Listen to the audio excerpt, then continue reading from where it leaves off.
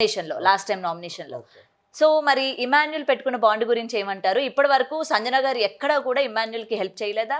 Emmanuel help కావాలి అని సంజన గారిని ఎక్కడా అడగలేదా? మరి ఈ బాండ్ గురించి ఏం చెప్తారు? ఎగ్జాక్ట్లీ బాండ్ అనేది ప్రతి ఒక్కరికి ఒకటే. అది మదర్ అండ్ ఫాదర్ అయినా సరే, మదర్ అండ్ సన్ అయినా సరే, అండ్ కూతురు నాన్న అయినా సరే, ఎవ్రీ బాండింగ్ ఈజ్ ప్యూర్. దాన్ని ఎలాంటి తప్పు పట్టడానికి లేదు. బట్ ఒక బాండింగ్ వల్ల ఎదుటి వాళ్ళ గేమ్ ప్లేకి అది ఎఫెక్ట్ పడితే అది రాంగ్ స్టేట్మెంట్. సో ఇప్పుడు బర్నీ గారు ఉన్నారు, ఇటు దివ్య గారికి న్యాయం చేయాలి, అటు సంజన గారికి మన తనుజ గారికి న్యాయం చేయాలి.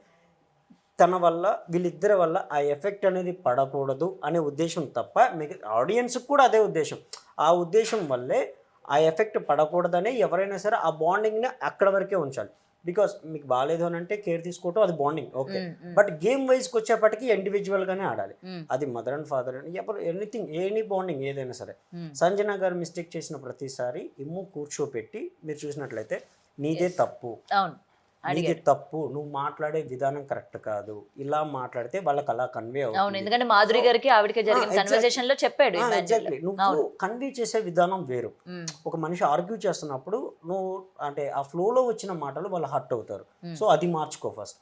సో వాళ్ళ మదర్ కాబట్టి తను కూడా తనకు సపోర్ట్ చేసినట్లయితే దాన్ని ఫేక్ బాండింగ్ అని నేనే స్టేట్మెంట్ ఇచ్చేవాడు. సో అక్కడ సంజన గారిది తప్పు అయితే తప్పనే చెప్తున్నాడు. ఎగ్జాక్ట్లీ. అండ్ గేమ్స్ వైజ్గా వచ్చేసరికి ఓకే, ఇప్పుడు మిగతా వాళ్ళు వాళ్ళ బాండింగ్స్ ప్రకారం ఎలా అయితే సపోర్టివ్ ఇచ్చుకుంటున్నారో వాళ్ళ మదర్ బాండింగ్ ఉంది కాబట్టి తను అలాగే సపోర్ట్ ఇచ్చుకుంటున్నారు.